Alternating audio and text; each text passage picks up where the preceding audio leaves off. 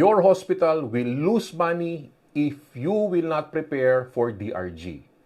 Two things you need to note. Your claims will be underpaid or unpaid. All case rate will transition to DRG. This means all case rate will be replaced.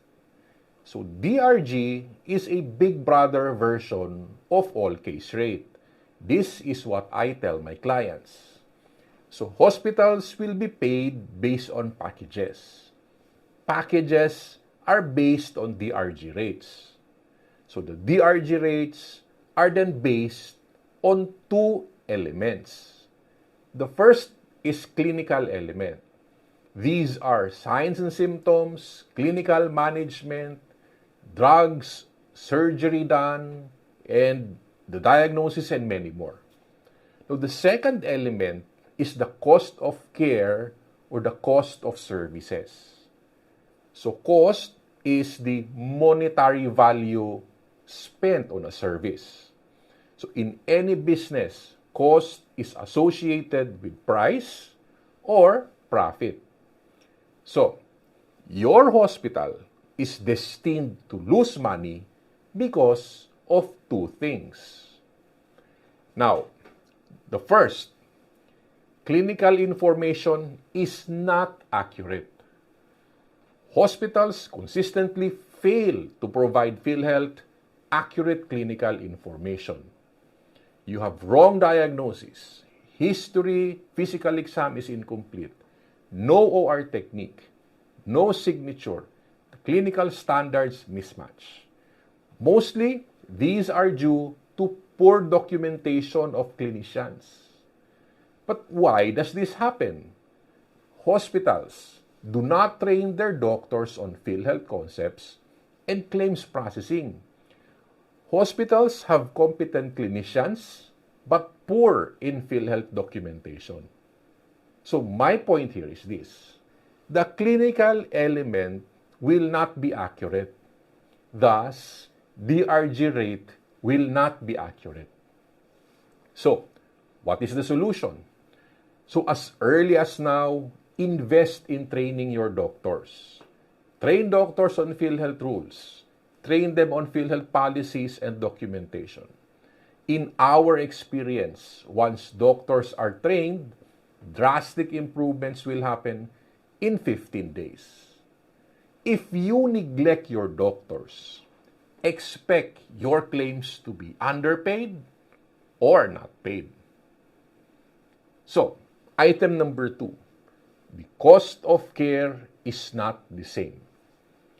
So, cost is the expense or the amount of money required to provide a service. So, how much does the hospital spend to manage pneumonia moderate risk? How much does the hospital spend to perform an appendectomy?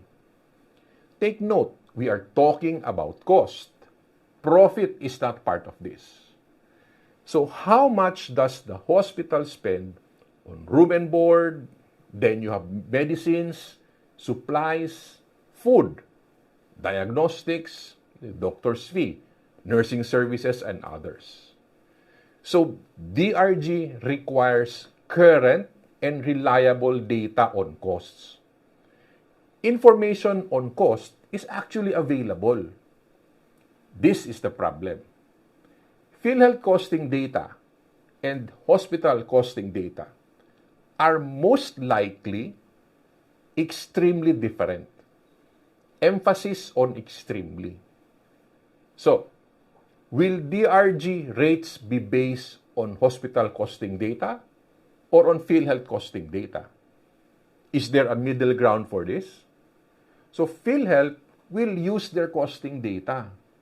Again, DRG requires an acceptable, realistic cost of care.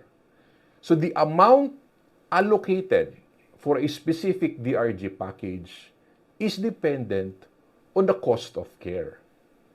If the data on the cost of care is inconsistent or unrealistic, the DRG rates will not be relevant. Now, how will you lessen this problem? Okay?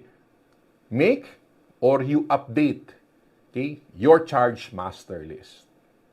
Review your prices, review your rates, review the fees. Which one is profitable, which one is not profitable, and then act accordingly. Now, if you combine inaccurate clinical information and unrealistic cost of care, you have the complete ingredients for failure in DRG. You can prevent this. It is not impossible. We have done this strategy many, many times. And it will also work in DRG. Again, training your doctors and update your hospital costing is easy. If you want training from a Philhealth claims expert, engage with us. Hospital costing can be done by your finance team. Now, let's face it, the solution is not difficult. In fact, it is available. This is the issue. Nobody is focused on the problem. If your hospital staff management fail to see the potential problem of DRG, your hospital will lose money. This is Coach Doc Ben. Follow and subscribe.